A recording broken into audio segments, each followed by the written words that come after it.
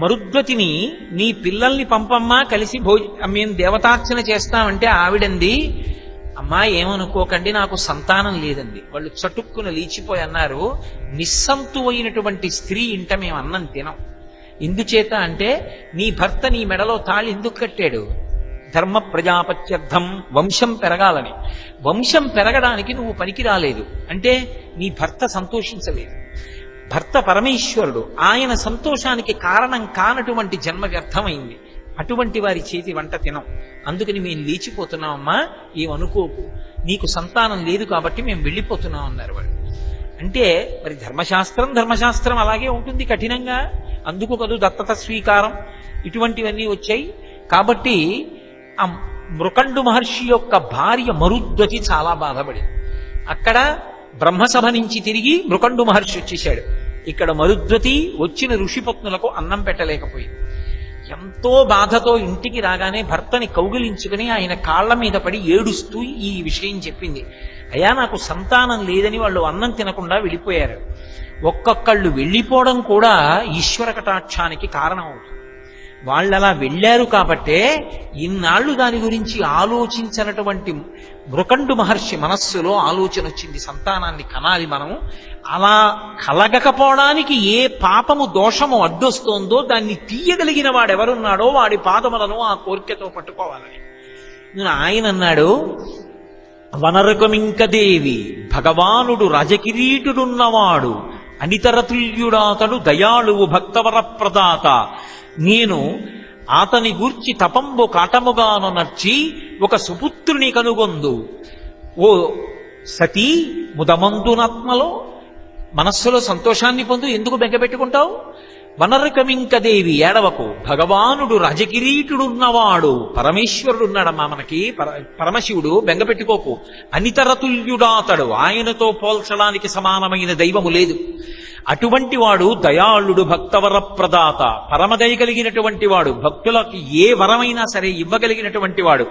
అటువంటి పరమశివుడి గురించి నేను తపస్సు ఘనంగా చేసి ఆయన అనుగ్రహాన్ని పొందుతాను అంటే ఆవిడంది, నేను కూడా వచ్చి మీకు శుశ్రూష చేస్తానని. అది భర్త భగవత్ కార్యమునందు నిమగ్నమై ఉండగా శుశ్రూష చేయడం భార్య ధర్మం. అందుకని ఆమె కూడా బయలుదేరి వచ్చి భర్తకి శుశ్రూష చేస్తోంది. కాబట్టి ఇద్దరూ తపస్సులో ఉన్నట్టే. ఆ సమయం కొంతకాలం అలా తపస్సు నడిచిన తరువాత పరమశివుడు ప్రత్యక్షమయ్యాడు. ప్రత్యక్షమై మృకండు మహర్షిని పిలిచి ఒక మాట అన్నాడు. ఓయ్ మహర్షి, నువ్వు చేసినటువంటి ఈ అపారమైనటువంటి తపస్సు వల్ల నేను చాలా ప్రీతిని పొందాను. శివుడును మౌని చూచి ఎనియన్ చిత్తమునం తగమిచ్చినాడని విమలమైన చిత్తము దూరపు భక్తియు తపంబు పెంపు. కానీ ఈ తపస్సంతా దేనికోసం చేశావు? సంతానం కోసం చేశావు. కాబట్టి నీకు నేను 2 విషయాలు అడుగుతాను. ఈ 2 విషయాల్లో నీకు ఏది కావాలో కోరు. మొట్టమొదటిది, నీకు యోగ్యత లేనటువంటి వాళ్ళు, శీలభ్రష్టులైనటువంటి వాళ్ళు, పరమ పాపాత్ములైనటువంటి వాళ్ళు బహుపుత్రులను ప్రసాదిస్తాను. ఎంతో మంది కొడుకులు పుడతారు. అటువంటి కొడుకులు కావాలా? లేకపోతే 16 వత్సరములకే పరమందు సుపుత్రు కోరెదో, 16 ఏళ్ళొచ్చేటప్పటికి పరాన్ని తెలుసుకోగలిగినటువంటి సుపుత్రుడు కావాలా? ఈ రెండిటిలో ఎవరు కావాలి అని అడిగాడు. అడిగితే ఆయన అన్నాడు, ఎందుకు దుష్టులైనటువంటి కుమారులు ఎంతమంది ఉంటే మాత్రం ప్రయోజనమే ఉంది, సుపుత్రుడు ఒక్కడు చాలు. కాబట్టి శివ నాకు ఒక్క సుపుత్రుణ్ణి అన్నాడు.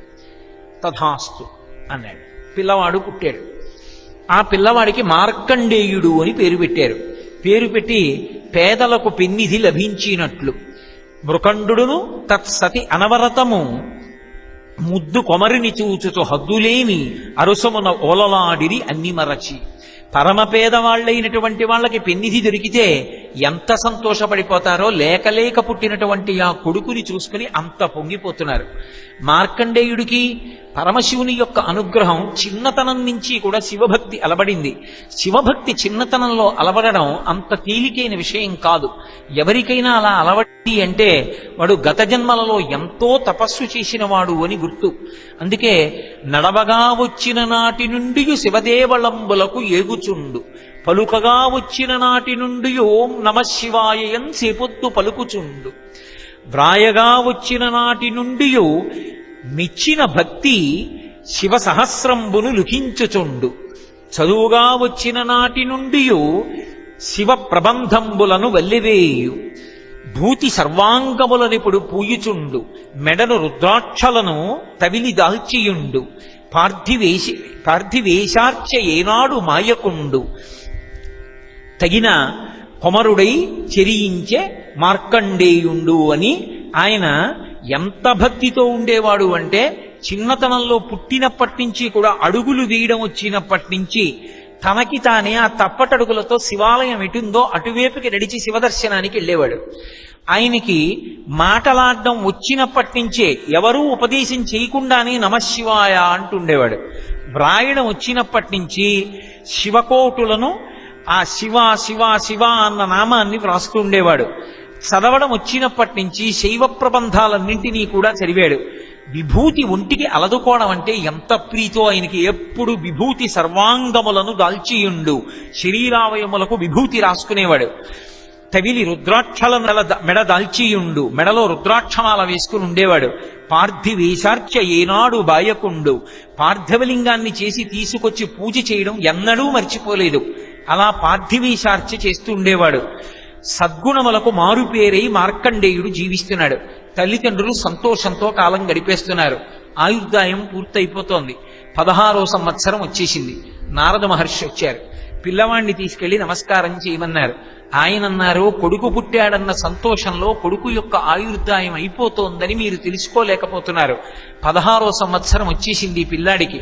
కాబట్టి రక్షించగలిగిన వాడు మళ్ళీ పరమశివుడు ఒక్కడే. ఈ పిల్లవాణ్ణి పరమశివుడి కాళ్ళు పట్టుకోమని పంపించేయండి అన్నాడు. వెంటనే పరమశివుడు చెప్పిన మాటలు గుర్తొచ్చి కొడుకు యొక్క ఆయుర్దాయం అయిపోతోందని ఆ తల్లిదండ్రులు విశేషమైనటువంటి ఖేదాన్ని పొంది ఆ పిల్లవాణ్ణి పరమశివుడి గురించి తపస్సు చేయమని పంపించారు. 16 ఏళ్ల పిల్లవాడు పురాతనమైనటువంటి ఒక దేవాలయానికి చేరుకుని శివలింగం దగ్గర కూర్చుని 3 కాలములయందు కూడా శతరుద్రీయంతో అభిషేకం చేస్తూ ఎప్పుడు షడ్క్షరీ మహామంత్రాన్ని ఉపాసన చేస్తూ ఆ శివాలయంలోనే కాలం గడుపుతున్నాడు. అయిపోయింది. ఆయన్ని తీసుకొచ్చేయవలసినటువంటి వేళ అయిపోయింది. యమధర్మరాజు గారు భటుల్ని పిలిచి, ఉరే మీరు పాశములు పట్టుకుని వెళ్ళి ఆ పిల్లవాడి కంఠానికి వేసి ఉసురు తీసి తీసుకురండి అన్నారు. యమభటులు వెళ్లారు. శివాలయంలో ఉన్నాడు పిల్లాడు. గడప దాటి లోపలికి వెళ్ళబోయారు. ఆయనని రక్షిస్తున్నటువంటి శివ తేజస్సు కనపడింది వాళ్ళకి. ఆ తేజస్సు వంక చూసి వాళ్ళకి కళ్ళు కనపడలేదు. హతాశులై వెనక్కి పడిపోయి ఆ పిల్లవాడి జోలికి వెళ్ళలేక వెనక్కొచ్చి యమధర్మరాజు గారికి చెప్పారు, సమవర్తిని, కాలంలో ఎవరు ఎప్పుడు పడిపోవాలో అప్పుడు పడిపోకుండా నేను ఎవరిని ఉంచను. ఆ పిల్లవాడిని నేనే తీసుకొస్తానని యమధర్మరాజు గారు బయలుదేరాడు. శివాలయం దగ్గరికి వచ్చాడు. లోపలికి వెడదామంటే శివ తేజస్సు అడ్డగిస్తోంది. పిల్లవాణ్ణి పిలిచాడు. నువ్వే బయటికి రా, చాలులే చేసిన శివ పూజ, బయటికి రా, నీ మెడలో పాశం వెయ్యాలన్నాడు. పరమశివుణ్ణి పట్టుకుని ఉండగా నువ్వు నన్ను పాశం వేసి అక్కడికి తీసుకెడతావురా? శివభక్తుడిని తీసుకెళ్లడం నీ సాధ్యమే? నువ్వు తీసుకెళ్లలేవు. ఆయన యొక్క రక్ష నాకుండగా నీ తరమా అని అడిగాడు. అది మార్కండేయుడి యొక్క స్తోత్రంలో గమనించవలసినటువంటి విషయం అది. అందుకే మా చిన్నతనంలో మా అమ్మగారు పాపం ప్రతిరోజు చంద్రశేఖరాష్టకం చదివి బొటనవేలుతో విభూతి పెడుతుండేది. ఒరే ఎక్కడో ఆడతారు, ఆ పుట్టల దగ్గర చెట్ల దగ్గర తిరుగుతూ ఉంటారా, మీకు శివరక్ష అంటుండేది ఆవిడ. చంద్రశేఖరాష్టకాన్ని ప్రతిరోజు ఇంట్లో ఎక్కడ చదువుతారో అక్కడ పిల్లలకి రక్షాకవచం ఏర్పడుతుంది. పిల్లల మీదకి ప్రమాదాలు పొంచి రావు. అందుకే మార్కండేయుడు నన్ను రక్షించమని అడగలేదు. నేను శివుడి పాదములు పట్టుకుని ఉండగా నువ్వు నన్ను ఏం చేస్తావని అడిగాడు. చంద్రశేఖర చంద్రశేఖర చంద్రశేఖర పాహిమాం, చంద్రశేఖర చంద్రశేఖర చంద్రశేఖర రక్షమాం, రత్నసానుశరాశనం రజతాద్రిశృంగ నికేతనం, సింజనీకృత పన్నగేశ్వరం అచ్యుతానలసాయకం, క్షిప్రదగ్ధపురత్రయం త్రిదశాలయైరభివందితం, చంద్రశేఖరమాశ్రయే మమ కింకరిష్యతి వయ్యమహ అన్నాడు. చంద్రశేఖరమాశ్రయే, నేను చంద్రశేఖరుణ్ణి ఆశ్రయించి ఉన్నాను. ఆశ్రయించి ఉండగా చంద్రశేఖరమాశ్రయే మమ కింకరిష్యతి వయ్యమహ, యమకింకరులు యముడు నన్నించేస్తారని అడిగాడు. అడిగితే యమధర్మరాజు గారు పాశం తీసి మార్కండేయుడి మెడ మీదకి వేశాడు. మార్కండేయుడు గబగబా వెళ్లి శివలింగాన్ని కౌగిలించుకున్నాడు. ఆయన కౌగిలించుకుని ఉండగా ఆయన తల శివలింగానికి చీర్చి ఉంది. చీర్చి ఉండగా శివలింగానికి పిల్లవాడి తలకి వేరు చేసి పాశం ఎలా వేస్తాడు? ఆ పాశం వేయడంలో శివలింగంతో కలిపి పడిపోయింది. ఆ పిల్లవాడిని లాగేటప్పటికే ఆయన వెంటనే చంద్రశేఖరమాశ్రయే మమ కింకరిష్యతి వయ్యమహ అని అరిచాడు. అంతే, ఆవిర్భావలింగం అంటారు. ఆ శివలింగంలోంచి ఉద్ధతమూర్తి ఒక్కసారి పైకొచ్చి ఆయన అటువంటి స్వరూపంతో వస్తే నిలబడగలిగిన వాడు ఉండడు. ఇంకా రుద్ర కవచంలో ఆయన యొక్క ఘోర స్వరూపంతో లేస్తే ఎలా ఉంటాడో చెప్తారు.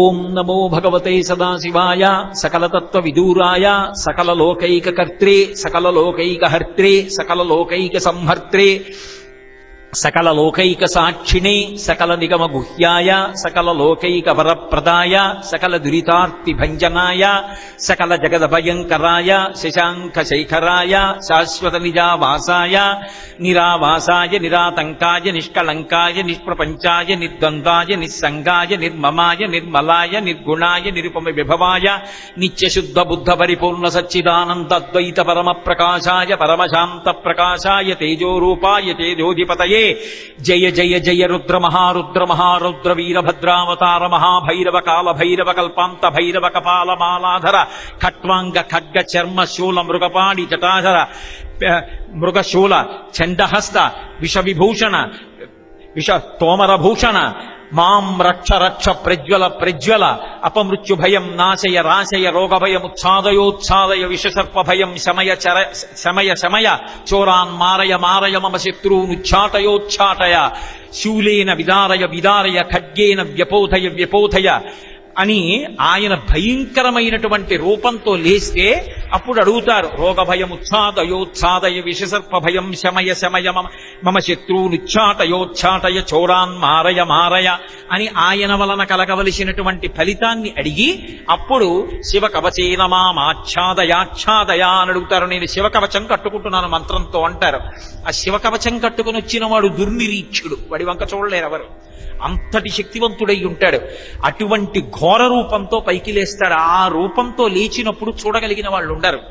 అటువంటి రూపంతో శివలింగంలోంచి పైకి లేచాడు. పైకి లేచి తన ఎడమకాలెత్తి యమధర్మరాజు గారి యొక్క గుండెల మీద ఒక్క తన్ను తన్నాడు. తన్నేటప్పటికి ఇంత యమధర్మరాజు గారు కూడా పరమశివుని యొక్క పాదతాడనము చేత నెత్తురు కక్కి శరీరాన్ని విడిచిపెట్టి పడిపోతే అది శంకర భగవత్పాదులు శివానందలహరిలో స్తోత్రం చేస్తారు. వక్షస్థాడనమంత కస్య కఠినాపస్మార సంవర్ధనం బుభృత్పర్యటనం నమత్సురశిర కోటీర సంఘర్షణం కర్మీదం మృదులస్య తావక పదద్వంద్వస్య గౌరీపతే మచ్చేతో మణిపాదుకా విహరణం శంభో సదాంగీకురు అని అడుగుతారు. శంకర, వక్షస్థాడనమంత కస్య కఠినాపస్మార సంవర్ధనం, ఆనాడు యమధర్మరాజు గారి యొక్క వక్షస్థలం మీద తన్నినప్పుడు నీ పాదం ఎంత సొక్కిపోయిందో, శ్రీశైల పర్వతం మీద తిరిగినప్పుడు ముళ్ళు గుచ్చుకుని నీ పాదం ఎంత సొక్కిపోయిందో నా మనస్సన్న మణిపాదుక తొడుక్కోవయ్యా అని అడుగుతారు.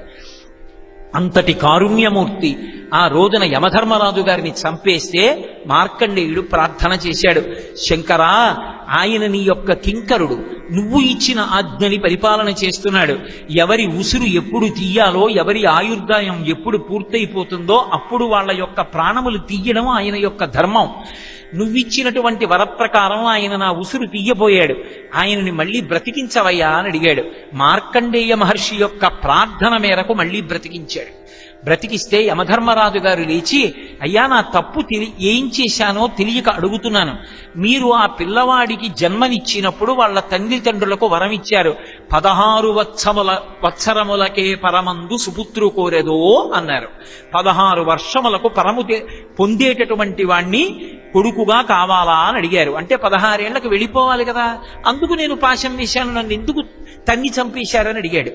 అడిగితే ఆయన అన్నారు, ఓ యమధర్మరాజా, నేను ఇచ్చినటువంటి వరం నీకు అర్థం కాలేదు. వాళ్ళు నా మీద అంత నమ్మకముంచి అంత తపస్సు చేసిన తరువాత నేను వాళ్ళకి ఇచ్చిన వరం ఏమిటి అంటే 16 సంవత్సరములకు పరబ్రహ్మము ఎరుకలోకి రాగలిగినంత జ్ఞానమును పొందగలిగిన కుమారుడని చెప్పాను. ఆ కారణం చేత ఎప్పటికీ 16 ఏళ్ల వయస్సులో ఉంటాడు, అతనికి వార్ధక్యం ఉండదు. అటువంటి వాడని నేను చెప్తే నీకు అలవాటైపోయి 16 ఏళ్లకి సరిపోయే పిల్లాడు అనుకున్నావు, అందుకు పాశం వేశావు.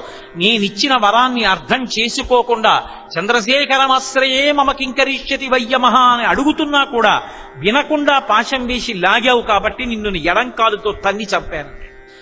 ఆనాటి నుండి చెప్తట, మహాశివ భక్తులైనటువంటి వారికి ప్రాణములు ఉద్గమించే సమయం ఆసన్నమైతే మీరు వెళ్ళకండి.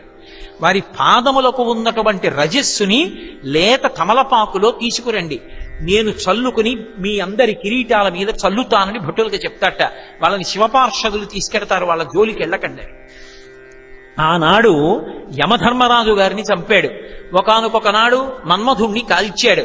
మన్మధుణ్ణి కాల్చి పుట్టుక లేకుండా చేసిన ఆయనే. యమధర్మరాజుని చంపి వేరొకసారి శరీరంలోకి వెళ్లి చావకుండా చేసిన ఆయనే. అంటే జనన మరణ చక్రము నుండి పైకెత్తి సంసార భ్రమణ పరితాపోపశమనమును కల్పించగలిగినటువంటి వాడు పరమశివుడు ఒక్కడే.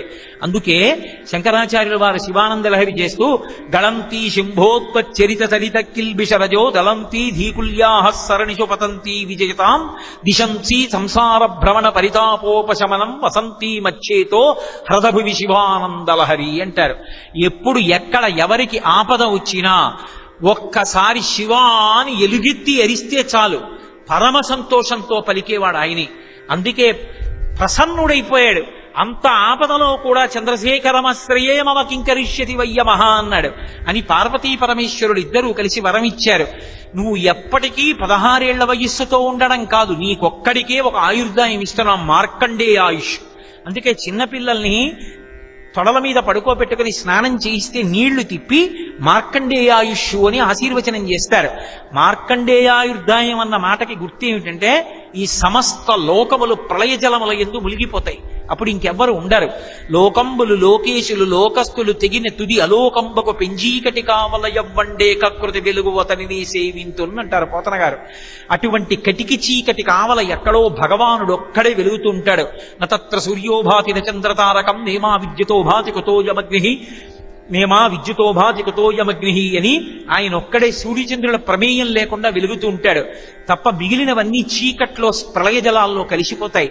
అప్పుడు వటపత్రశాయి అయి శ్రీ మహావిష్ణువు రావియాకు మీద పడుకుని ఉంటారు. రావియాకు మీద ప్రళయ జలాలలో పడుకుని నిద్రపోతూ కాలి బొటనవేలు తీసి తన నోట్లో పెట్టుకుని చీకుతూ పడుకుని ఉంటాడు. కరార విందేన పదార విందం ముఖార విందే వినివేశయంతం వటస్య పత్రస్య పుటేశయానం బాలం ముకుందం మనసాస్మరామి అంటాడు లీలాశుకుడు కృష్ణకృష్ణామృతంలో. అలా పడుకున్నటువంటి వటపత్రశాయి దగ్గరికి వెళ్లి స్తోత్రం చేస్తాడు ప్రళయజలాల మీద నిలబడి మార్కండేయ మహర్షి. అందుకే ఆయనకున్న ఆయుర్దాయం ఎవ్వరికీ లేదు. నేను ఎప్పుడైనా సరే నవదంపతులు కొత్తగా పెళ్లి చేసుకున్న వాళ్ళకి ఇచ్చేటటువంటి సలహా ఏమిటి అంటే, తప్పకుండా మార్కండేయ ప్రతిష్ఠితమైనటువంటి శివలింగం దగ్గరికి వెళ్లి నమస్కారం చెయ్యండి. ప్రత్యేకించి శ్రీకాళహస్తిలో ఉంది మార్కండేయ ప్రతిష్ఠితమైన శివలింగం మనకు ఆంధ్రదేశంలో. ఆ శివలింగం దగ్గరికి వెళ్లి కాశీని తుమ్మిపూలు పట్టుకెళ్లి చొక్కా బనీను విప్పి ఆయన మీద వేసి నమస్కరిస్తే తర్వాత కలిగినటువంటి సంతానము ఏ కారణం చేత నష్టం అవడం అన్నది ఉండదు. మార్కండేయ ప్రతిష్ఠితమైనటువంటి శివలింగములు అంత శక్తితో ఉంటాయి, అంతటి ఆయుర్దాయకారకములు. మహానుభావుడు మార్కండేయ మహర్షి అంతటి దయాళు.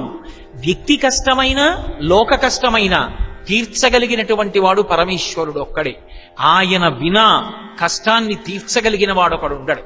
లోకానికంతటికీ కష్టం రానివ్వండి, ఆయన ఒక్కడే అది తీర్చేవాడు.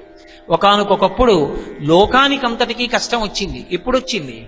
దేవదానవులిద్దరూ కలిసి వెళ్లి క్షీరసాగర మథనం చేశారు, అమృతం దొరకాలి అని.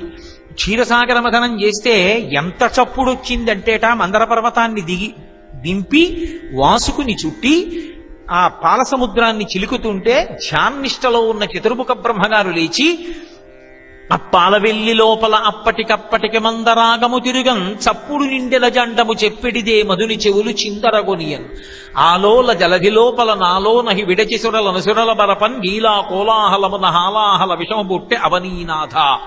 ఆ పాలసముద్రాన్ని చిరుకుతుంటే వచ్చిన చప్పుడికి 2 చెవులు మూసుకుని బ్రహ్మగారు తామర పువ్వులోంచి లేచి, అబ్బా ఏమిట్రా చప్పుడు అంత ధ్వని అని అడిగట్ట. పాలసముద్రాన్ని చిలుకుతున్నారు, అమృతోత్పాదనం చేస్తున్నారన్నారు. అమృతం రాలేదు, హాలాహలం వచ్చింది. అది అరణ్యాల మీదకి విడితే అరణ్యాలు కాలిపోయాయి, సముద్రం మీద కడితే సముద్రాలు ఇంకిపోయాయి, నదుల మించి విడితే నదులన్నీ ఆవిరైపోయాయి, పట్టణాల మీద కడితే పట్టణాలు ధ్వంసమైపోయాయి. ఇప్పటి వరకు అమృతం కోసమని చెప్పి హాలాహలాన్ని ఉత్పాదనం చెయ్యాలని క్షీరసాగర మథనం చేస్తున్నటువంటి ఈ దేవదానవులందరూ కూడా తమను తాము రక్షించుకోవడానికి వేరొక మార్గం తెలియక గబగబా పరిగెత్తుకుంటూ చని కైలాసముదొచ్చి శంకరనివాసద్వారముంజేరి ఈశుని దవ్వారికు లడ్డుపడ్డ తలమంచుందొచ్చి కుయ్యో ముర్రో విను మాలింపుము చిత్తగింపుము దయన్ వీక్షింపుమన్ సంభుజానన ముఖ్యుల్ కని రక్తరక్షణ కళా సంరంభునిన్ శంభునిన్. అర్థరక్షణ కళా సంరంభునిన్. ఎవరైనా ఆపదలో ఉండి బాధతో ఉండి శంకరా రక్షించమని పిలిచినంత మాత్రం చేత పరిగెత్తుకొచ్చి రక్షించేటటువంటి పరమదయాళువైనటువంటి పరమశివుని యొక్క నివాస స్థానమైన కైలాస పర్వతం దగ్గరికి పరిగెత్తి వాళ్ళందరూ లోపలికి వెళ్ళబోతుంటే పార్వతీదేవితో కలిసి ఏకాంతవాసంలో ఉన్న పరమశివ దర్శనం చేయడానికి యోగ్యమైన కాలం కాదని అక్కడ ఉన్న ద్వారపాలకులు శూలాలు అడ్డుపెట్టి దేవతల్ని కూడా లోపలికి పంపించకపోతే వాళ్ళు బయటి నుంచి పెద్ద ప్రార్థన చేశారు, శివా శివా రక్షించండి అని. లోపల ఉన్నవాడు గబగబా బయటికి వచ్చాడు. ఏమిరా మీకేం ఆపదొచ్చిందని అడిగాడు. భూతాత్మ భూతేశ భూతభావన రూప దేవమహాదేవ దేవవంద్య, ఈ లోకములకెల్ల ఈశ్వరుండవు నీవు, బంధమోక్షములకు ప్రభుడ నీవు, ఆర్త శరుండండవగు గురుండవు నిందు కోరి భజింతురు కుశలమతులు, సకల సృష్టిస్థితి సంహారకర్తవై బ్రహ్మ విష్ణు శివాంశ బరగుదీవు, శక్తియుతుడవీవు శబ్ద యోనివీవు జగదంతరాత్మవీవు, ప్రాణమరయ అఖిలమునకును. ఈశ్వర మీరే బ్రహ్మ, మీరే విష్ణువు, మీరే శివుడు, మీరే సమస్త శబ్దములకు యోని. అటువంటి మహానుభావుడివి, సమస్త శక్తులు నిన్ను ఆశ్రయించి ఉంటాయి. ఈ జగత్ ఉత్పత్తి చేసినా నిలబెట్టినా ప్రళయం సృష్టించినా నీ వల్లనే సాధ్యం. ఆపద కలిగింది, ఆ హాలాహలం తరువుకొచ్చేస్తోంది, భయపడి పరిగెత్తుకొచ్చాం. శంకరా మీరు తెప్ప ఎవరు కాపాడతారు, కాపాడండని. అసలు శివస్వరూపం అంటే ఎలా ఉంటుందో చెప్పారు దేవతలప్పుడు. అగ్ని ముఖంబు పరాపరాత్మకమాత్మ, కాలంబు గతి రత్నగర్భ పదము, శ్వసనంబు నీ యూర్పు రసల జలేషుండు, దిశలు కర్ణంబులు దివము నాభి సూర్యుండు, కన్నులు శుక్లంబు శలిలంబు జఠరంబు జలజులు చదలు శిరము, సర్వౌషధులు రోమచేయుము శల్యంబు లద్రులు మానసం అమృతకరుండు, ఛందములు ధాతువులు ధర్మసమి హృదయ మాస్య పంచకము ప్రషదాహ్వయంబైన నీరూపు సరసత్వమై శివాఖ్యయై స్వయం జ్యోతి అయ్యొప్పు వాజ్యమవుచు. ఈశ్వర మీరు 63 లీలామూర్తులు గ్రహించారు కాబట్టి కట్టెదుట ఒక రూపంతో కనపడతారు. అసలు మీ రూపం అగ్నిముఖంబు, అగ్ని నీ యొక్క ముఖం. అగ్నిముఖంబు పరాపరాత్మకమాత్మ, పరమేశ్వర స్వరూపానికి ఆ పరాపరాత్మకమే నీ యొక్క ఆత్మ. పరాపరాత్మకమాత్మ కాలంబు గతి, పరమశివుడు నడుస్తున్నప్పుడు ఆయన కాలు తీసి కాలు వేస్తే కాలం కాబట్టి పరాపరాత్మకమాత్మ కాలంబు గతి రత్నగర్భ పదము. ఈ భూమి అంతా కూడా ఆయన పాదపీఠం, ఆయన పాదం పెట్టుకునేటటువంటి పీఠం. రత్నగర్భ పదము శ్వసనంబు నీ యూర్పు, వాయువు అంతా కూడా ఆయన నాసాపుటముల నుంచి పైకొస్తూ ఉంటుంది. ఆయన విడిచిపెట్టిన ఊపిరే వాయువై తిరుగుతుంది. ఈ లోకానికంతటికీ వాయువు ఎక్కడి నుంచి అందుతోంది అంటే పక్కన ఉన్న మహాకాళేశ్వర క్షేత్రంలో ఉన్నటువంటి ముక్తీశ్వర లింగానికి ఉన్నటువంటి 2 నాసారంధ్రముల నుంచి వాయువు బయటికి వస్తూ ఉంటుంది.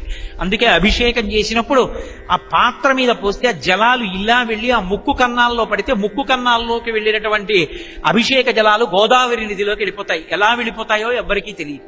కాబట్టి మహానుభావ అగ్నిముఖంబు పరాపరాత్మకమాత్మ కాలంబుగతి రత్నగర్భ పదము శ్వశనంబు నీ యూర్పు రసన జలేషుండు, సమస్తమైనటువంటి జలములు నీ నాలుక, రసన జలేషుండు. ఇలా ఛందములు ధాతువులు చెప్పవలసిన అవసరమే ఉంది. ఇంకా ఆయన శరీరమే, ఆయన చర్మమే వేదాలు శాస్త్రాలు అన్నీ నీ యొక్క రూపమే. నీ 5 ముఖాలే సమస్తమైనటువంటి ఉపనిషత్తులు. అటువంటి స్వరూపం కలిగినటువంటి ఓ పరమేశ్వరా, నువ్వు తప్ప ఎవరు ఈ హాలాహలాన్ని నిగ్రహించి మమ్మల్ని కాపాడగలరు? కాబట్టి నువ్వు పుచ్చుకో. లంపటము నివారింపను సంపద కృప చేయ జయము సంపాదింపన్ చంపెడి వారివధింపను సొంపారగ నీకి చెల్లు సోమార్థధర. లంపటము నివారింపను. ఎవరికైనా సరే లంపటం వదిలిపోవాలంటే, లంపటం అంటే అక్కర్లేకుండా నెత్తికెక్కించుకోవడం, కర్తవ్యము అని ఒకటి ఉంటుంది. నాకు కొడుకు కూతురు ఉన్నారనుకోండి, నా కొడుక్కి పెళ్లి చేసేశాను, నా కూతురికి పెళ్లి చేసేశాను, అయిపోయింది నా కర్తవ్యం. ఇంకా నేను భగవంతుని యందు మనసు పెట్టుకోవాలి. అలా కాకుండా ఇంకా నా మనవడు నా ముని మనవడు వాళ్ళకు కూడా చదువు వాళ్ళకు కూడా డబ్బు అక్కర్లేకుండా పిచ్చబట్టి తిరిగారనుకోండి, నీటి అడుగు నుంచి మొసలొస్తుంది. ఒకానొకనాడు మృత్యు వచ్చి కాలం పట్టుకుంటే వీళ్ళు కాదు నీకు రక్షకులు, నువ్వు చెప్పకుండా వదిలిపెట్టేసుకున్నావే కాలం భగవన్నామని చెప్పకుండా, అది దుర్వినియోగం అయిపోయింది, నీకు రక్షకులు ఉండరు, తిరియక్కుగా వెళ్ళిపోతాడు. కాబట్టి ఈశ్వర మీ నామం పలికి మిమ్మల్ని అనుగ్రహాన్ని ఎవడు పొందాడో వాడు లంపటాన్ని వదులుకుంటాడు. లంపటము నివారింపను సంపద కృపతేయ జయము సంపాదింపన్. సంపద రావాలి అంటే పరమశివానుగ్రహం, జయము కలగాలంటే పరమశివుని యొక్క అనుగ్రహం. సంపద కృప చేయ జయము సంపాదింపన్ సంపెడి వారి వధింపను. చంపేవాడిని చంపాలంటే నీకే సాధ్యం. యమధర్మరాజు గారు చంపేవాడు, ఆయన్ని చంపినవాడు పరమశివుడు ఒకడే. చంపెడి వారి వధింపను సొంపారగ నీకే చల్లు సోమార్థధర. నీకొక్కడికే చెల్లింది. శుక్లపక్షమున ఉండేటటువంటి తదియనాటి చంద్రరేఖని కిరీటంలో ధరించేటటువంటి లక్షణమున్నవో పరమశివ, నువ్వు ఒక్కడివి మాత్రమే కాపాడగలవు. సకల ప్రపంచ గురుబర నిర్వాహకుడకు నిన్ను చేరి పొగడ జలజ భవాదులకు సాధ్యమే. ఈ సమస్త ప్రపంచాన్ని నిర్వహించేటటువంటి సమర్థుడమైనటువంటి నిన్ను గురించి స్తోత్రం చేయడానికి చతుర్ముఖ బ్రహ్మగారికి శ్రీ మహావిష్ణువుకే సాధ్యం కాదు. శంకర, ఇంకా మేము ఎక్కడ స్తోత్రం చేస్తాం? బాహుశక్తిన్ సురాసురుల్ జని అప్పాలవిల్లి మధింప ఏరి కలంఘమై హాలాహలంబు జనించే చిచ్చులాగముంగొని ప్రాణి సందోహమును బ్రతికించవే దయ దొంగిలింపగనీశ్వర. మా అందరికీ అమృతం తాగడానికి అవకాశం ఇచ్చి పుట్టినప్పటి నుంచి శరీరం వదిలే వరకు 30 ఏళ్ల వయస్సు లోపలే ఉండేటట్టుగా యవ్వనాన్నిచ్చిన దేవతలమైనటువంటి మేమందరం ఇంకా కోరికలు పుట్టి అమృతం తాగి శరీరం పడిపోకూడదని క్షీరసాగర మథనం చేశాం. క్షీరసాగర మథనం చేస్తే అమృతం రాలేదు, హాలాహలం వచ్చింది. శంకరాది లోకాల్ని కాల్చేస్తోంది. కాబట్టి దయచేసి దాన్ని మీరు పుచ్చేసుకోండి అని అడిగారు. అడిగితే ఆయన గబగబా లోపలికి వెళ్ళాడు. పార్వతీదేవి కూర్చునింది. వెళ్ళి అది శంకరుని యొక్క దయ అంటే, దాని జోలికి వెళ్ళక్కర్లేదు, అదే చంపేస్తోంది అందరినీ దగ్గరికి వస్తే. అలాంటి హాలాహలం నేను పుచ్చుకుంటానని పార్వతీదేవికి నచ్చ చెప్పడానికి వెళ్ళి, ఓ పార్వతి, కంటే జగముల దుఃఖము వింటే జలజనిత విషపు వేడి మీ ప్రభువై ఉంటుట ఆర్తుల ఆపద గెంటించుట దాని ఫలము దానం కీర్తి మృగాక్షి. తల్లిదండ్రులం, లోకాలకి పార్వతీ పరమేశ్వరులం మన ఇద్దరం ఉన్నాం. బిడ్డలు చూడు, హాలాహలం పుట్టిందని లోకాల్ని కాల్చేస్తోందని ఎంత బెంగ పెట్టుకుని, ఎంత బాధపడి, ఎంత భయంతో ఎలా అరుస్తున్నారో వాళ్ళని రక్షించద్దు. మరి తండ్రినై ఇంత శక్తి ఉన్నందుకు కాపాడకపోతే ఎలా? అందుకని నేను హాలాహలం పుచ్చుకుంటాను పార్వతి. అయినా నీకొకటి చెప్పనా? పరహితము చేయునెవ్వడు పరమహితుండగును భూత పంచకమునకున్ పరహితమే పరమధర్మము పరహితునకు నిదురులేదు పర్వేందుముఖి. పరులకు ఉపకారం చెయ్యాలని ఎవరు కోరుకుంటాడో అలాంటి వాడి పట్ల పంచభూతములు కూడా ఉపకారం చేస్తాయి. పరులకు ఉపకారం చేయడం కన్నా లోకంలో ఇంకో గొప్ప ధర్మం ఎక్కడుంది పార్వతి? అందుకని 10 మందికి నేను ఉపకారం చెయ్యొద్దు, అందుకని హాలాహలం పుచ్చేసుకుంటాను. ఇంకొక మాట చెప్పనా? హరిమది ఆనందించిన హరినాక్షి జగంబులెల్లయానందించున్ హరియును జగములు మెచ్చక గరళము వారించుటొప్పు కమలదలాక్షి. మీ అన్నగారు ఉన్నాడే శ్రీ మహావిష్ణువు, నారాయణి అన్న నారాయణ. మీ అన్నగారు శ్రీ మహావిష్ణువు స్థితికర్త, లోకములను కాపాడాలి. ఈ హాలాహలం అన్నిటినీ కాల్చేస్తుంటే ఆయన కూడా పరిగెత్తుకొచ్చాడు. బావగారు బాగుంటుందా? నేను ఈ లోకాల్ని కాపాడితే స్థితికర్త అయిన విష్ణువు సంతోషిస్తారు. ఎక్కడున్నాయి శివకేశవ భేదాలు? అర్థం లేక ఎవడో సృష్టించినవి తప్ప. కాబట్టి హరిమది ఆనందించిన హరినక్షి జగంబులెల్లయానందించున్ హరియును జగములు మెచ్చక గరళము వారించుటొప్పు కమలతలాక్షి. కాబట్టి నేను ఆ హలాహలాన్ని పుచ్చేసుకుని మింగేస్తే మీ అన్నయ్య సంతోషిస్తాడు. కాబట్టి ఆ హాలాహలం పుచ్చుకుంటాను. ఒకవేళ నేను హాలాహలం పుచ్చుకుంటే ఏమైనా అయిపోతుందేమో అనుకుంటున్నావా? శిక్షింతు హాలాహలమును రక్షింతును ప్రాణికోట్ల మధుర సముక్రియన్ భక్షింతు హాలాహలమును రక్షింతును ప్రాణికోట్ల. నేను ఈ ప్రాణికోట్లనన్నిటినీ రక్షణ చేస్తాను. ఈ హాలాహలాన్ని ఏదో మధుర ఫలం చిన్న ద్రాక్ష పండు నోట్లో పడేసుకున్నట్లు మింగేస్తాను. కాబట్టి నువ్వేం బెంగ పెట్టుకోకు పార్వతి అన్నాడు. అని హాలాహలం పుచ్చుకోవడానికి సిద్ధపడితే అన్ని విందిట ఆ తల్లి. ఓ చిన్న చిరునవ్వు నవ్వింది. నవ్వి ఆవిడని, మీ ఇష్టం, ఎలాగా చెయ్యాలనుకుంటే అలా చేయండి. ఇది విన్నాడు భాగవతం చెప్తున్నప్పుడు పరీక్షిత్తు. గుండెలు బాధేసుకుని అడిగాడు, అయ్యోయ్యో, లోకంలో భర్త ఎంత వ్యసనపరుడైనా కూడా భార్య 10 కాలాలు భర్త బతికుండాలని కోరుకుంటుందే, తన పసుపు కుంకాలు నిలబడాలని కోరుకుంటుంది కదా. అలా నిలబడాలని కోరుకోవలసిన దాంట్లో మొదటిది పార్వతీదేవి కదా. అటువంటి తల్లి హాలాహలం జోలికెడితే అందరూ చచ్చిపోతున్నారని తెలిసి పరమశివుడిని హాలాహలం పుచ్చుకోమని అలా పంపిందాయా? అలా పంపచ్చా భార్య? ఆవిడ ఎందుకు పంపిందని అడిగాడు. అడిగితే శుకబ్రహ్మ అన్నారు, భృంగిడివాడు విభుండని భృంగిడిదియు గరళమనియు మేలని ప్రజకున్ మృంగమనే సర్వమంగళ మంగళ సూత్రమునెంత మదినం వినదు. ఆ తల్లి మింగుతున్నవాడు భర్తని తెలుసు, మింగుతున్నది గరళము హాలాహలమని తెలుసు, అయినా మింగమంది. ఎందుకు మింగమందో తెలుసా? నా మెళ్ళో మంగళసూత్రం ఉండగా పరమేశ్వరుడికి ఎందుకు ఇబ్బంది కలుగుతుంది అనుకుంది. ఎందుకని అంటే భర్త భార్య మెడలో మంగళసూత్రం కడుతూ చెప్తాడు, ఈ మంగళసూత్రము నీ మెడలో ఎంతకాలం ఉంటుందో అంతకాలము నేనున్నానని గుర్తు. మామూలుగా ఆడపిల్లకి పెళ్లి చేసి మంగళసూత్రం కట్టిస్తేనే సర్వమంగళాదేవతని ఆవాహన చేస్తాం. అందులోకి పార్వతీదేవికి సర్వమంగళ అని పేరు. సర్వమంగళ అన్న పేరుతో అమ్మవారిని ఆవాహన చేస్తాం. ఏం మంగళసూత్రాన్ని తీసుకొచ్చి చేతికి కట్టకూడదా, కడుపుకి కట్టకూడదా, కాలికి కట్టకూడదా? మెడ మీద కడతారు. ఎందుకు కడతారంటే ఇక్కడ పార్వతీ పరమేశ్వరుల పాదద్వంద్వం ఉంటుంది. ఆ పాదద్వంద్వం మీద 3 ముడులు తగిలితే ఎప్పటికీ కూడా ఆ భర్త చిరాయుర్దాయంతో చక్కగా సంతోషంగా ఉంటాడు. భర్త చేతిలో వెళ్ళిపోవాలని కోరుకుంటుంది తప్ప ఏ ఆడది ఇంకొక రకంగా కోరుకోదు. కాబట్టి పసుపు కుంకాలు నిలబడడానికి ఆవిడికి తన మంగళసూత్రంతో శివుణ్ణి ఎలా రక్షించుకుందో అలా అమ్మ నా భర్తని రక్షించమని చెప్పి, ఏ పెళ్లి మంటపంలో ఉన్న ఏ ఆడది అంత ఉపాసన చేసిందో లేచి మంగళసూత్రాల్ని కళ్ళకద్దుకుంటోందోనని అందరి కుత్తుకల్లో మంగళసూత్రాన్ని పెట్టి తీసుకొస్తారు. పెద్దలైనటువంటి వారు, ఉపాసనాపరులైనటువంటి వారు, పరమ భక్తి తత్పరులైనటువంటి వాళ్ళు పెళ్లి మంటపంలో ఉంటే వారి దగ్గరికి తీసుకెళ్లి మంగళసూత్రం మీద ఒకసారి చెయ్యి వేయిస్తారు. వేయించి తీసుకొచ్చి అప్పుడు ఆడపిల్ల మెళ్ళలో మంగళసూత్రం కడతారు. కడితే భర్త బతికుండడమే కాదు, అనుకూల దాంపత్యం సిద్ధిస్తుంది. ఎందుకు సిద్ధిస్తుందో తెలుసా? ఈ పైన తల ఉంటుంది, ఈ క్రింద శరీరం ఉంటుంది. ఈ క్రింద ఉన్న శరీరానికి ఏదైనా బాధ కలిగిందనుకోండి తలకి చెప్పుకుంటాయి. వెంటనే ఈ శరీర బాధని తల ఆజ్ఞ ఇచ్చి ఉపశమింపచేస్తుంది. నేను ఇక్కడ ఇలా ఉపన్యాసం చెప్తుంటే నా కాలు వెనక ఏదో పురుగు కుడుతోందనుకోండి, ఆ చర్మం వెంటనే చెప్పుకుంటుంది, అయ్యా ఇక్కడేదో పురుగు కొరికేస్తోంది అని చెప్పుకుంటుంది. ఉపన్యాసం చెప్పడానికి కావలసినటువంటి భావాలని అందిస్తూనే ఈ కాలిని రక్షించడానికి వెంటనే మెదడు ఆజ్ఞ ఇస్తుంది. ఓ ఎడంకాల నువ్వు గుంభనంగా పంచచాటు నుంచి వెనక్కి వెళ్లి కుడిపాదం వెనకాతల ఒకసారి వేళ్లతో రుద్దు, ఆ పురుగు పడిపోతుంది అక్కడి నుంచి అని చెప్తుంది. ఈ శరీరం, ఈ పాదం ఇక్కడి నుంచి తలకి చెప్పుకుంటే తల వెంటనే గుంభనంగా ఎలా రక్షించుకుందో అలా రెండిటికి మధ్య కవాటం, తలకి శరీరానికి మధ్యలో ఈ కంఠం కవాటం, ఇది పోషింపబడ్డానికి ఇందులోంచి తింటాం. జ్ఞానేంద్రియాలన్నీ ఇక్కడ ఉంటాయి. భర్త పెద్దవాడు, గురుస్వరూపుడు. అందుకని తల భర్త, శరీరము భార్య, ఈ రెండు ఎప్పుడు ఎలా కలిసి ఉంటాయో అలా నన్ను ఆయన్ని కలిసి ఉండేటట్టుగా అనుకూల దాంపత్యాన్ని ఈ కంఠము ఎలా ఈ రెండిటికి సిద్ధింపచేస్తోందో అలా ఈ మంగళసూత్రము పార్వతీ పరమేశ్వరుల యొక్క కృపచేత సిద్ధింపచేయుగాక. అందుకే భగవత్ కళ్యాణం చేసినా కంఠంలోనే మంగళసూత్రం, ఇంకో చోట కట్టడానికి వీల్లేదు. అందుకని కంఠంలో మంగళసూత్రం కట్టిస్తారు. అటువంటి మంగళసూత్రానికి అధిదేవత అమ్మవారు. ఆవిడ అనుగ్రహం ఉన్నంతసేపు మంగళసూత్రాన్ని కళ్ళకద్దుకుని ఆడది నిద్ర లేచినన్నాళ్ళు భర్తకి గండకాలం వచ్చినా కూడా రక్షింపబడతాడు.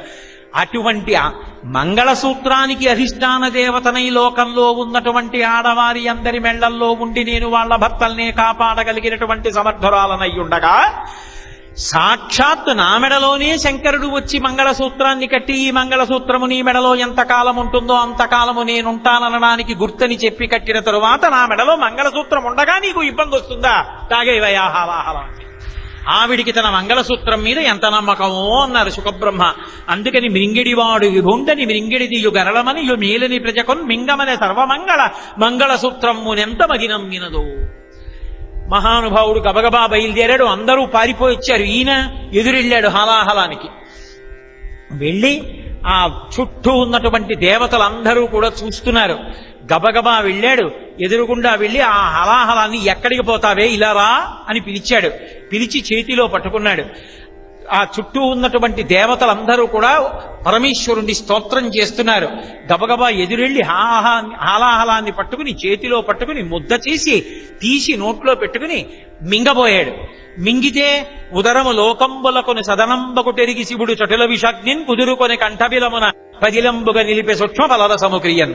మింగేస్తే కడుపులో ఉన్న లోకాలు పోతాయి, బయటికి వదిలేస్తే బయట ఉన్న లోకాలు పోతాయి. ఆ బయటకి వదలకుండా కడుపులోకి పెట్టకుండా కంఠంలో పెట్టుకుని ఉంచేశాడు. తెల్లగా ఉంటాడు, సీతవపుహు అంటారు పరమశివుణ్ణి. అటువంటి వాడి కంఠానికి నల్లటి మచ్చొచ్చింది. మహాత్ములకు మచ్చొచ్చినా లోక కళ్యాణం కోసమే తప్ప వాళ్ళకు వచ్చిన మచ్చ వాళ్ళ శీలానికి ఏమీ దోషం కాదు. లోకరక్షణ కోసం మచ్చ తెచ్చుకున్నవాడు పరమశివుడు అంటే అందుకు త్యాగి, అందుకు తిరువారూరులో త్యాగరాజుగా ఉంటాడు మహానుభావుడు. కాబట్టి ఇప్పుడైనా తన వెంటన్ సురసంఘముల్ జైజయధ్వానంబులన్ బొబ్బెడన్ ఘనగంభీర రవంబుతో చిబుడు లోకద్రోహి హుంపోపు రమ్మని కింగేల తమల్చెకొచ్చి కడిగానంకించి జంబూఫలంబన సర్వంకటమున్ మహావిషమునాహారించె హేలాగతిన్ కదలంబారవు పాప పేరు వడలన్ ఘర్మంబుదాలంబు పుట్టదు నేత్రంబులు నెర్రబారవు నిజ జూటాచంద్రుడున్ కందడన్ వదనాంభోజము వాడదా విషమన ఆహ్వానించుతో డాయిచో పదిలంబై కడిచేయుతో దిగుచుతో భక్షించుతో మృగుచో అన్నారు. ఆయన వెళ్లి ఆ హాలాహలాన్ని చేత్తో పట్టుకుని ముద్ద చేసి నోట్లో పెట్టుకుని మింగి కంఠంలో పెట్టుకున్నప్పుడు కనీసం అంత వేడిది మింగాడు కాబట్టి ఆయన ఒంటి మీద వేడి పొక్కు ఒకటి పుట్టలేదు. పాము అగ్నిహోత్రాన్ని చూస్తే పారిపోతుంది. అంత అగ్నిహోత్రం దగ్గరికి వెళ్ళి ఆయన పట్టుకుని కడిచేసి ముద్ద చేసి నోట్లో పెట్టి మింగుతుంటే పిల్లపాము కూడా జారి కింద పడలేదు. ఆయన నమ్ముకుని ఉన్నవాడికి అంత ధైర్యంగా ఉంటుంది. ఆయన సర్వదా కాపాడుతుంటాడు. కదలంబారవు పాప పేరు వడలను ఘర్మాంబుదాలము పుట్టదు నేత్రంబులు నెర్రబారవు, కనీసం కళ్ళెర్రగా కూడా అవలేదు. నేత్రంబులు నెర్రబారవు నిజ జూటాచంద్రుడు కందడు. చంద్రుడు చల్లగా ఉంటాడు, అగ్నిహోత్రానికి కందిపోవాలి. అటువంటిది శివుణ్ణి ఆశ్రయించి ఉండగా చంద్రుడికి ఇబ్బంది ఏమిటి? చంద్రుడు కూడా కందిపోలేదు. నిజ జూటాచంద్రుడున్ కందడున్ వదనాంభోజము వాడదా విషమును ఆహ్వానించుతో డాయిచో పదిలంబై కడిచేయిచో దిగుచుతో భక్షించుతో మృగుచో. ఆ హాలాహలాన్ని పట్టుకున్నప్పుడు కాని, ముద్ద చేసినప్పుడు కాని, నోట్లో పెట్టుకున్నప్పుడు కాని, మింగినప్పుడు కాని, కంఠంలో పెట్టుకున్నప్పుడు కాని కనీసం ఆయన ముఖం వాడిపోలేదు, ఎక్కడ చెమట బిందువు కూడా పుట్టలేదు. అంత హేళగా లోకమంతా భయపడి పారిపోయినటువంటి హాలాహలాన్ని ఆయన అంత నిర్భయంగా అంత హేళగా కంఠంలో పెట్టుకున్నాడు. నీలలోహిత రుద్రుడు అని అటువంటి దర్శనం కాని చేసినట్లయితే అపారమైనటువంటి అనుగ్రహం కలుగుతుంది. పరమేశ్వరుణ్ణి ఎక్కడ కనిపిస్తాడంటే ప్రతిరోజు తెల్లవారు సమయంలో ఆకాశంలో కనపడతాడు. అందుకే నీలగ్రీవో విలోహిత ఉతైనం గోప అదృశన్ను ద్రశన్ను గ్రహార్య అంటుంది రుద్రాధ్యాయం. ఏమీ తెలియనటువంటి వాళ్ళు, ఏ శాస్త్రం చదువుకోనటువంటి వాళ్ళు కేవలం సరోవరం దగ్గరికి వెళ్ళి కడవల నిండుగా నీరు పెట్టుకుని ఆ నీటిని కడవలలో ఉన్నదాన్ని నెత్తి మీద పెట్టుకుని మాటలాడుకుంటూ వెళ్ళిపోయేటటువంటి సామాన్యమైనటువంటి జానపద స్త్రీలు కూడా ఆకాశంలో ఉన్నటువంటి నీలలోహిత దర్శనం చెయ్యవచ్చు. ఎప్పుడు కనిపిస్తుంది అంటే సూర్య బింబం పైకి వచ్చేటప్పుడు ముందు ఎరుపు కాంతి వస్తుంది, తర్వాత బంగారు కాంతి వస్తుంది, తర్వాత దుర్విరీక్షుడవుతాడు. ఆదిత్య హృదయం చదవడానికి ఎంత సమయం పడుతుందో అంతసేపట్లో మారుతాడు రంగులు. ఎరుపు రంగులోకి సూర్యుడు రావడం మొదలుపెట్టి సముద్రంలోంచి పైకి వస్తున్నప్పుడు ఆకాశం మీదకి చిమ్ముతుంది కుంకుమకాంతి. ఆ కుంకుమకాంతి చిమ్మినప్పుడు నీలంగా ఉన్న ఆకాశంలో ఎర్రటి కాంతి పడుతుంది. అది నీలలోహిత దర్శనం.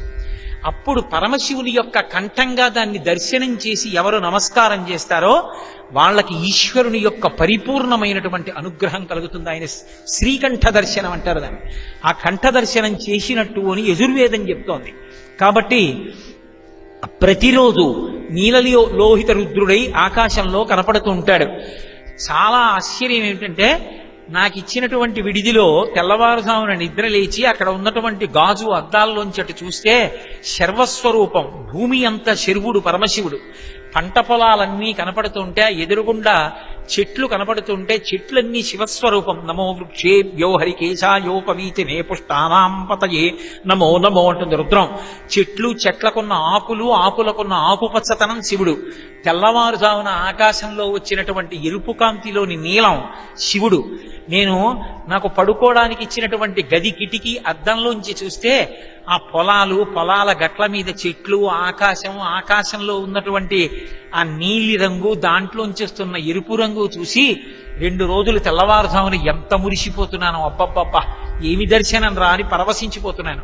కాబట్టి ఆ నీలలోహిత రుద్రుడు ఆకాశంలో ప్రతిరోజు కనపడుతూ ఉంటాడు. హాలాహల భక్షణ కథ హేలాగతి విన్న వ్రాయ నెలవి పఠింపన్ వ్యాళానల వృశ్చికముల పాడైచన రెట్టి జనులు భయ విరహితులై. ఈ హాలాహల భక్షణ కథని తీసుకొచ్చి ఎవరైనా మళ్ళీ ఒకసారి వ్రాసుకున్నా, హాలాహల భక్షణ కథని ఒక్కసారి విన్నా, అటువంటి వారి జోలికి పాములు, తేళ్లు, జిర్రులు తమంత తాము రావు. అలాగని వెళ్ళి పుట్టలో వేలెడతానండి, చీకట్లో నడుస్తానండి అంటే నేను చెప్పలేను. కాబట్టి అటువంటి వారి జోలికి పాములు, జిర్రిలు, తేళ్లు రావు. నా అనుభవంలోనే నాకు ఎన్నిసార్లు అనుభవం అయిందో, పడగెత్తి పాదం ఇలా కింద ఉండగా కొట్టేయడానికి సిద్ధంగా పాదం ఉన్నా కూడా ఎందుకో పడగదింపి పాము వెళ్ళిపోయిన సందర్భం కూడా నేనే చూశాను నా జీవితంలో. ఆ హాలాహల భక్షణ కథకి అంత శక్తి ఉంది. ఆంతరమునందు ఏమిటంటే, ధ్యానమునందు కూర్చుందామనుకుంటే మనసు నిలబడకుండా అడ్డొచ్చేటటువంటి ప్రతిబంధకములకే వ్యాళానల వృశ్చికములని పేరు. వాటిని తీసేసి ధ్యాన నిష్ట కల్పిస్తాడు. అందుకే హాలాహల భక్షణ కథ అంత గొప్పది. నీలకంఠ రుద్రుడు, శ్రీకంఠుడు అంటారు ఆయన్ని. శ్రీ అంటే ఐశ్వర్యం. ఈ లోకానికంతటికీ కూడా మత్స కలిగినటువంటి కంఠమున్న పరమాత్మని దర్శనం చేస్తే ఐశ్వర్యం కలుగుతుంది. ఒక్కసారి హాలాహల భక్షణ కథ వింటే చాలు, అందరికీ కావలసిన అన్ని ఈప్సితములను పరమేశ్వరుడు అనుగ్రహిస్తాడు. అందుకే ఈ నా ఉపన్యాసాల్ని ఇవాళ హాలాహల భక్షణ కథతో పూర్తి చేశాను. కాబట్టి పరమశివుని యొక్క వైభవం అంటే ఎన్ని సంవత్సరాలు చెప్పుకుంటే పూర్తవుతుంది. రుద్రాధ్యాయం అంతా ఆయన గురించే చెప్తుంది. ఆయన తండ్రిగా ఎలా వస్తాడో, గురువుగా ఎలా వస్తాడో, ఎలా రక్షణ చేస్తాడో చెప్తుంది. నిజంగా ఆయన వైభవం గురించి మాట్లాడడం అంటే, 63 మంది నాయనార్ల జీవితం గురించి తెలుసుకోవడం అంటే, ఆయన అనుగ్రహ వీక్షణం గురించి చదువుకోవడం అంటే సామాన్యమైన విషయమా? కానీ 3 రోజుల లోపల ఆ విశ్వనాథుడి యొక్క వైభవం గురించి చెప్పాలి అని సంకల్పం చేసి వచ్చి కూర్చుంటే, నేను ఏం చెప్పానో నాకు తెలియదు, కానీ నేను చెప్పిన దాన్ని ఆదర బుద్ధితో పరమభాగవతోత్తములైనటువంటి మీ అందరూ మంత్రకూటము అనబడేటటువంటి పేరు కలిగి గౌతమ మహర్షి నివసించినటువంటి పరమపావనమైనటువంటి ప్రదేశం, జీవనది అయినటువంటి గౌతమి ప్రవహిస్తున్నటువంటి ఒడ్డు, ఎన్నో దేవాలయాల యొక్క సంఘాతమైనటువంటి ఈ పరమపావనమైన క్షేత్రంలో 3 రోజుల పాటు ఉత్తరాయణ పుణ్యకాలంలో, అందున వైశాఖ మాసం చివర జ్యేష్ఠమాసం ప్రారంభ దినం నాడు ఉండి పరమశివ వైభవం గురించి మాట్లాడగలిగినటువంటి అదృష్టాన్ని భగవంతుడు నాకిస్తే, అయ్యో పాపం ఆయనంత దూరం నుంచి వచ్చి చెప్తున్నాడు, మనం వినకపోతే నొచ్చుకుంటాడని మీరు ఆదరబుద్ధితో విన్నందుకు మీ అందరికీ నా హృదయపూర్వకమైనటువంటి కృతజ్ఞతాభివందనములను ఆవిష్కరిస్తూ, మంగళాశాసనపరై మదాచార్య పురోగమై సర్వైశ్చ పూర్వైరాచార్యై సత్కృతాయాస్తు మంగళం. మంగళం కోసలేంద్రాయ మహనీయ గుణాత్మనే చక్రవర్తి తనూజాయ సర్వభౌమాయ మంగళం. ఉమాకాంతాయ కాంతాయ కామితార్థప్రదాయిని శ్రీగిరీశాయ దేవాయ మలినాథాయ మంగళం. సర్వం శ్రీ ఉమామహేశ్వర పరబ్రహ్మార్పణమస్తు. స్వస్తి. ఈ సందర్భంగా నేను మీతో ఒక చిన్న మాట చెప్పవలసి ఉంటుంది. చాలా మంది తెలియక పాపం నాకు తీసుకొచ్చి డబ్బులు చేతిలో పెట్టాలనుకుంటున్నారు. నేను డబ్బుల కోసం ఎప్పుడూ ప్రవచనం చేయలేదు. నా జీవితంలో చాలా ప్రవచనాలకి పూర్వకాలంలో అయితే దారి ఖర్చులు కూడా నేనే పెట్టుకుని వెళ్ళేవాడిని. కానీ ఈ మధ్య పై ఊళ్ళు వెళ్ళి చెప్పే ప్రసంగాలు ఎక్కువైపోయి దానికోసం జీతం కూడా నష్టం పెట్టుకుని నేను సెలవు పెట్టి వెడుతున్న కారణం చేత దారి ఖర్చులు కూడా ఎక్కడ పెట్టుకుంటానని దారి ఖర్చులు ఒకటే తీసుకుంటున్నాను తప్ప నా జీవితంలో ఎప్పుడూ నేను డబ్బు కోసం ఉపన్యాసం చెప్పలేదు. ఎవ్వరి దగ్గర నేను ఉపన్యాసం చెప్పి డబ్బులు పుచ్చుకోలేదు.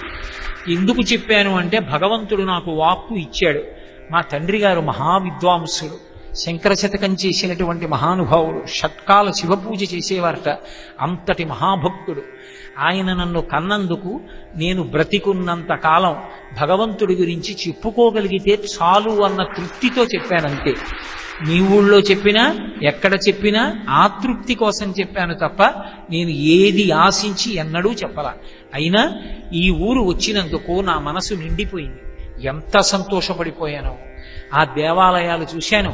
ఆఖరికి నాకు ఇప్పుడు కూడా మిగిలిపోయిన బలమైన కోరిక ఏమిటి అంటే, ఇవాళ నేను మందని విడిచిపెట్టేటప్పుడు కూడా ఇంకొక్కసారి నాకు ఆ మహాలక్ష్మీ దేవాలయానికి వెళ్ళి ఆ వెనక ఉన్నటువంటి పద్మాల కోనేరు చూసి అమ్మవారికి నమస్కరించాలని, మళ్లీ భిక్షేశ్వరుణ్ణి చూడాలని కోరికగా ఉంది. ఎంతవరకు సంభవమో నాకు సాధ్యం కాదు, కానీ మందని నా మనసు మీద అంత గాఢమైనటువంటి ముద్ర వేసింది. అసలు ఆ తల్లి, కన్న తల్లి బిడ్డని ఎంత ప్రేమించి లాలించి పోషిస్తుందో అంత ప్రేమతో చూశారు నన్ను. కాలు దెబ్బతిని కట్టుకున్నా కూడా ఇంత దూరం నడుస్తూ ఎంత ప్రేమో పిచ్చి తల్లికి. నన్ను ఆ నరసింహస్వామి దేవాలయానికి పంపించి, కాళేశ్వర స్వామి గుడికి పంపించి అంత ప్రేమతో చూశారు. నాకు అన్నం వడ్డించే తల్లి, ఆవిడ పేరు నాకు జ్ఞాపకం లేదు, ఎంత ప్రేమతో వడ్డిస్తారో. ఆ రామంగారు మాకు దేవాలయాల దర్శనం చేయించినప్పుడు ఆఖరికి నా కారు డ్రైవ్ చేస్తున్నటువంటి డ్రైవర్ కూడా ఎంత సంస్కారవంతుడో, ఎంత ప్రేమైకమూర్తో, ఇంకింతకన్నా ఏం కావాలి? కాబట్టి యథార్థమునకు నాకు ఏ సన్మాన సత్కారములు ఇష్టం లేదు. మీ అందరి ప్రేమ నాకు చాలు. ఎంతో సంతోషంగా మీ అందరి దగ్గర సెలవు తీసుకుని ఇవాళ నేను బయలుదేరబోతున్నాను. పరమశివుని యొక్క నిర్హేతుక కృపాకటాక్ష వీక్షణముల చేత ఈ మంథని గ్రామం 3 పువ్వులు 6 కాయలు నిత్య కళ్యాణం పచ్చతోరణంగా వృద్ధిలోకి రావాలని, మీ అందరూ పిల్లపాపలతో సుఖంగా ఉండాలని మీ అందరి పనుపున నా శిరస్సు తాటించి పార్వతీ పరమేశ్వరుల పాదార విందముల యందు నమస్కారాలు సమర్పిస్తూ స్వస్తి.